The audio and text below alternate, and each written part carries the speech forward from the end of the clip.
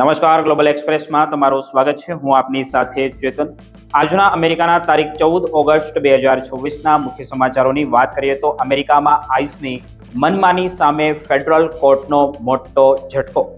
શું રંગ અને ભાષાના આધારે થતી ધરપકડોનો ભાંડો ફૂટશે કે નહીં?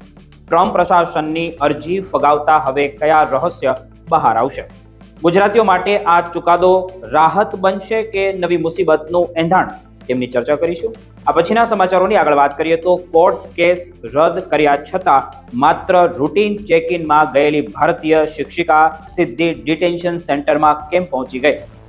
13 વર્ષથી ગ્રીન કાર્ડ હોવા છતાં આખરે આઈસે કયા ગુપ્ત આધારે તેની ધરપકડ કરી? અમેરિકામાં વસતા પરિવારોમાં ફફડાટ ફેલાવતી ચોંકાવનારી ઘટના સામે આવી છે, તેની ચર્ચા કરીશું. આ પછીના સમાચારોની આગળ વાત કરીએ તો આઈસ ચેક ઇન હવે માત્ર હાજરી નહીં પણ બની રહી છે ડિટેન્શનની જાળ. સેંકડો લોકો ઓફિસથી જ સીધા કેદ. શું પાસપોર્ટ સાથે લઈ જવો ભારે પડી શકે છે? જાણો છેતરપિંડી અને અચાનક ધરપકડથી બચવાનો અસલી રસ્તો કયો છે, તેમની ચર્ચા કરીશું. આ બધા જ સમાચારોની વિગતે ચર્ચા કરી. આપ જોતા રહો ગ્લોબલ એક્સપ્રેસ.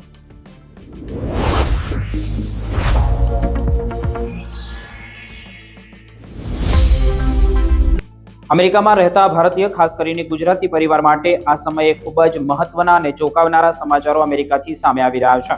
કારણ કે લોસ એન્જલસમાં આઈસની ઇમિગ્રેશન કાર્યવાહી સામે ચાલી રહેલી કાનૂની લડાઈમાં ટ્રમ્પ પ્રશાસનને ફેડરલ કોર્ટમાંથી મોટો ઝટકો લાગ્યો છે.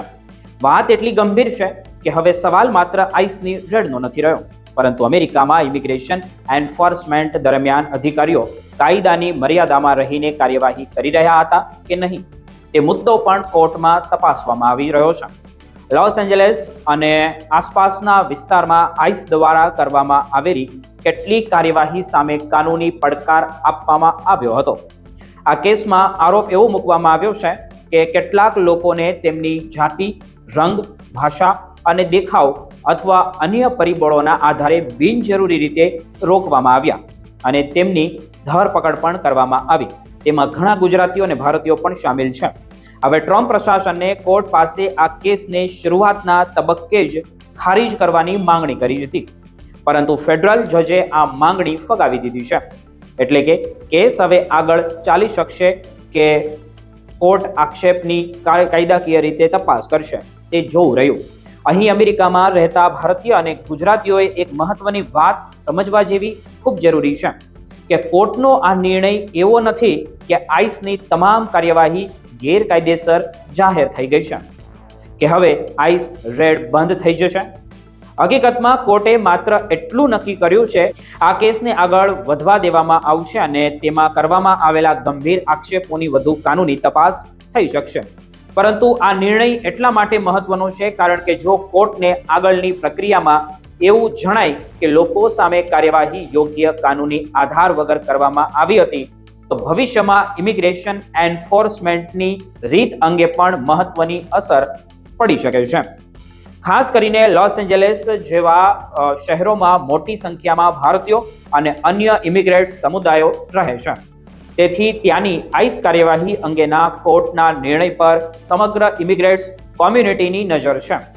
હવે આગળની કાનૂની પ્રક્રિયામાં મુખ્ય સવાલ તો એ રહેશે કે આઈસ અધિકારીઓ પાસે લોકોને રોકવા, પૂછપરછ કરવા અથવા ધરપકડ કરવા માટે પૂરતો કાનૂની આધાર હતો કે નહીં, અને શું કોઈ વ્યક્તિની ઓળખ અથવા ઇમિગ્રેશન સ્ટેટસના બદલે તેના દેખાવ, ભાષા કે જાતિ જેવા પરિબળોનો ઉપયોગ કરવામાં આવ્યો હતો. આ મુદ્દો ખાસ કરીને ભારતીયો માટે પણ મહત્વનો છે, કારણ કે અમેરિકામાં અલગ અલગ રાજ્યોમાં ઇમિગ્રેશન એન્ફોર્સમેન્ટને લઈને ચિંતા હવે જોઈએ તો વધી રહી છે અને ઘણા પરિવારો પોતાની કાનૂની સ્થિતિ અંગે સાવચેત બન્યા છે. અમેરિકામાં રહેતા ભારતીય અને ગુજરાતીઓ માટે અહીં સૌથી મહત્વની સલાહ આપણે એ જ છે કે આઈસ અથવા તો અન્ય ઇમિગ્રેશન અધિકારીઓ સાથેની કોઈ પણ પરિસ્થિતિમાં ગભરાવાની જરૂર હોતી જ નથી અને તમારા કાનૂની અધિકારો વિશે જાણકારી તમારે રાખવી જોઈએ. ખાસ કરીને જો તમારી ઇમિગ્રેશન સ્થિતિ અંગે કોઈ પ્રશ્ન તમને હોય તો પોતાની રીતે અનુમાન કરવાને બદલે અને ખોટી અફવાઓથી દૂર રહીને તમારે વકીલની સલાહ, ઇમિગ્રેશન વકીલ હોય તેની સલાહ તમારે લેવી તમારી માટે સૌથી વધુ સુરક્ષિત છે. સાથે જ કોઈ પણ અધિકારીની મુલાકાત કે નોટિસ અવગણવી નહીં અને તમારી ઇમિગ્રેશન ફાઇલ સાથે જોડાયેલા મહત્વપૂર્ણ દસ્તાવેજો સુરક્ષિત રાખવા જોઈએ. લોસ એન્જલસનો આ કેસ હજુ પૂરો થયો નથી અને કોર્ટનો અંતિમ નિર્ણય આવવાનો પણ હજી તો બાકી છે.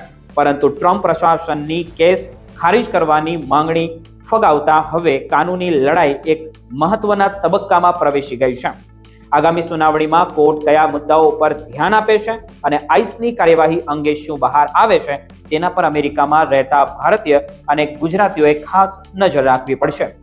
કારણ કે આ કેસનો અંતિમ પરિણામ ભવિષ્યમાં ઇમિગ્રેશન એન્ફોર્સમેન્ટ કેવી રીતે કામ કરે છે તેની ઉપર રહેશે. તેના માટે પણ મહત્વપૂર્ણ તે બની શકે છે. એટલે હાલના તબક્કે સૌથી મહત્વની વાત એ છે કે કોર્ટે કેસને બંધ કર્યો નથી, પરંતુ આગળની સુનાવણી માટે રસ્તો ખુલ્લો રાખ્યો છે.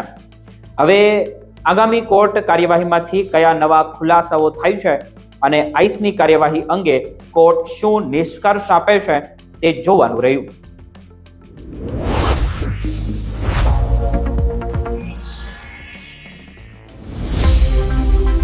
અમેરિકામાં રહેતા ભારતીયો અને ગુજરાતી લોકો એક ક્ષણ માટે તમે વિચારો કે જે દેશમાં તમે વર્ષોથી મહેનત કરીને ઘર બનાવ્યો હોય, બાળકો અને પૌત્રનું ભવિષ્ય ઊભું કર્યું હોય, જ્યારે તમે કાયદેસર ગ્રીન કાર્ડ સાથે જીવન જીવતા હો અમેરિકાની અંદર, ત્યાં એક દિવસ માત્ર નિયમિત આઈસ ચેક ઇન માટે જાઓ અને પરિવારને કહ્યા વગર તમને ડિટેન્શન સેન્ટરમાં મોકલી દેવામાં આવે તો નોર્થ કેરોલિનાના કેરીમાં રહેતા વેંકટા વાસમસેટ્ટી સાથે બનેલી ઘટનાએ અનેક ભારતીય પરિવારની ચિંતા વધારી દીધી છે. વાસમસેટ્ટી વર્ષ 2013થી અમેરિકાના કાયદેસર કાયમી નિવાસ એટલે કે ગ્રીન કાર્ડ હોલ્ડર છે અને વેક કન્ટ્રી પબ્લિક સ્કૂલ સિસ્ટમમાં ખાસ જરૂરિયાત ધરાવતા બાળકો સાથે શિક્ષિકા તરીકે તે કામ ભજવી રહ્યા છે. તેઓ પોતાનું સ્મોલ બિઝનેસ પણ ચલાવે છે, અમેરિકામાં પોતાનું ઘર ધરાવે છે અને સૌથી મહત્વની વાત તો એ છે કે તેમના બાળકો તથા પૌત્ર પૌત્રીઓ અમેરિકન નાગરિક પણ છે. તેમના વિરુદ્ધ કોઈ ક્રિમિનલ રેકોર્ડ હોવાનો દાવો પણ નથી થયો. પરંતુ પરિવાર માટે મુશ્કેલી ત્યારે શરૂ થઈ જ્યારે જુલાઈ 2022માં પોતાની ગંભીર બીમારીને કારણે તેઓ ભારત ગયા હતા. પિતાની સારવાર અને ત્યારબાદ ભારતમાં COVID-19નો ચેપ લાગવાને કારણે અમેરિકામાં પરત આવવામાં તેમનો વિલંબ થયો હતો અને તેઓ 7 મહિનાથી થોડા વધુ સમય ભારત બહાર રહ્યા. અમેરિકા પાછા ફર્યા બાદ DHSએ દલીલ કરી કે આટલા લાંબા સમય સુધી અમેરિકાની બહાર રહેવાને કારણે તેમણે પોતાનું કાયમી નિવાસ છોડ્યું હોય તેવું લાગી રહ્યું છે અને તેમની સામે રિમૂવલ પ્રોસિડિંગ્સ શરૂ કરવામાં આવી. કલ્પના કરો, એક તરફ પરિવાર અને જીવન અમેરિકામાં અને બીજી તરફ ઇમિગ્રેશન કેસની ચિંતા. છતાં વાસમસેટ્ટીએ કાયદાકીય લડત ચાલુ રાખી. તેમના વકીલે કોર્ટમાં ઘર, નોકરી, પરિવાર અને અમેરિકામાં તેમની મજબૂત જિંદગી સાથે જોડાયેલા પુરાવાઓ રજૂ કર્યા. જજે DHSને પણ પુરાવા રજૂ કરવા માટે સમય આપ્યો, પરંતુ આપેલી માહિતી મુજબ DHS નિર્ધારિત સમયમાં જરૂરી પુરાવા રજૂ કરી શક્યું નહીં. અંતે 19 મે 2026ના રોજ ઇમિગ્રેશન જજે વાસમસેટ્ટી સામેનો રિમૂવલ કેસ ડિસમિસ કરી દીધો. પરિવાર માટે આ નિર્ણય રાહતનો શ્વાસ હતો, કારણ કે દેશ નિકાલની કાર્યવાહી સમાપ્ત થઈ ગઈ હોવાનું માનવામાં આવતું હતું, પરંતુ કદાચ મુશ્કેલી અહીં પૂરી થવાની નહોતી. 11 જુલાઈ 2026ના રોજ તેઓ કોર્ટના આદેશની નકલ લઈને નિયમિત ચેક ઇન માટે ચાર્લોટની આઈસ ઓફિસે પહોંચ્યા. ત્યાં તેમને કહેવામાં આવ્યું કે આઈસના કોમ્પ્યુટર રેકોર્ડમાં કોર્ટનો નિર્ણય હજુ અપડેટ થયો નથી અને આવતા મહિને ફરી આવવું પડશે. એટલે 11 ઓગસ્ટે તેઓ પોતાની પુત્રી સાથે ફરી આઈસ ઓફિસમાં પહોંચ્યા. પરિવારને કદાચ લાગ્યું હશે કે આ તો માત્ર એક સામાન્ય ચેક ઇન છે અને થોડી વારમાં તેઓ ઘરે પાછા આવી જશે, પરંતુ આ વખતે પરિસ્થિતિ સંપૂર્ણપણે ત્યાં બદલાઈ ગઈ હોય તેવું જોવા મળી રહ્યું હતું. આરોપ મુજબ આઈસ અધિકારીઓએ વાસમસેટ્ટીને ત્યાં જ અટકાયતમાં લઈ લીધા અને તેમને જ્યોર્જિયાના ઇર્વિન કન્ટ્રી ડિટેન્શન સેન્ટરમાં મોકલી દેવામાં આવ્યા. એક પુત્રી માટે પોતાના માતા સાથે આઈસ ઓફિસે જવું અને થોડા સમય પછી એ જ માતાને ડિટેન્શન સેન્ટરમાં મોકલી દેવામાં આવે તે ક્ષણ કેટલી મુશ્કેલ હશે તેનો અંદાજ લગાવવો પણ હવે મુશ્કેલ છે. હવે સૌથી મોટો સવાલ તો એ છે કે 19 મેના રોજ ઇમિગ્રેશન કોર્ટે જોઈએ તો કેસ ડિસમિસ કર્યો પછી 11 ઓગસ્ટે આઈસે વાસમ સેઠીની ધરપકડ કયા આધારે કરી? અત્યાર સુધી આ અંગે આઈસ તરફથી સ્પષ્ટ સત્તાવાર કારણ આપવામાં આવ્યું નથી. તેની વકીલ હેલન છે, એણે જણાવ્યું કે 12 ઓગસ્ટે ફેડરલ કોર્ટમાં ઇમરજન્સી કાર્પસ પિટિશન દાખલ કરીને તેમની મુક્તિ માટે કાનૂની લડત પણ શરૂ કરી છે. હવે અમેરિકામાં રહેતા ભારતીય અને ગુજરાતી પરિવારોની નજર આ કેસ પર શા માટે છે? કારણ કે આ માત્ર એક વ્યક્તિની કાનૂની લડાઈ હવે નથી રહી, પરંતુ લાંબા સમયથી અમેરિકામાં જીવન બનાવી ચૂકેલા જે ગ્રીન કાર્ડ ધારકો માટે પણ ચિંતા ઊભી કરતો મામલો બની ગયો છે. વાસમ સેઠી પરિવાર હવે એક જ આશા રાખે છે કે કાયદો પોતાનું કામ કરે અને તેમને ફરી પોતાના પરિવાર, પોતાના ઘર અને પોતાના જીવનમાં પાછા ફરવાની તક મળે.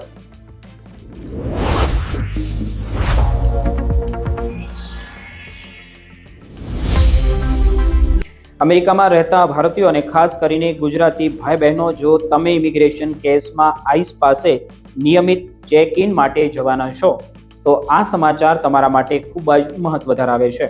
કારણ કે ખાસ એક વાત સામે આવી છે જે અહેવાલ જોવો રહ્યો.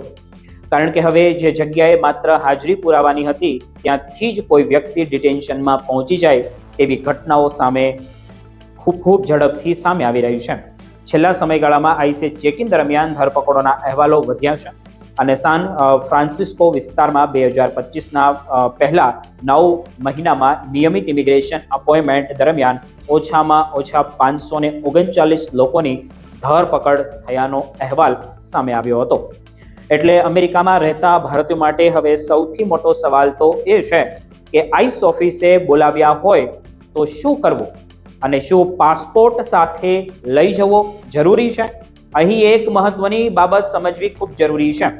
આઈસની સત્તાવાર ચેક ઇન માહિતી મુજબ અધિકારીઓ ચેક ઇન સમયે ઓળખપત્ર, પાસપોર્ટ અથવા અન્ય દસ્તાવેજો માંગીને જોઈ શકે છે, પરંતુ દરેક વ્યક્તિ માટે દરેક પરિસ્થિતિમાં મૂળ પાસપોર્ટ લાગવો ફરજિયાત છે. એવો એક સરખો નિયમ માનવો યોગ્ય નથી. એટલે જો તમને ખાસ કરીને અસલ પાસપોર્ટ લઈને આવવાની સૂચના મળી હોય તો તેને અવગણતા પહેલા તમારા ઇમિગ્રેશન વકીલ પાસેથી તમારા પોતાના કેસ માટે ચોક્કસ કાનૂની સલાહ લેવી ખૂબ જરૂરી છે.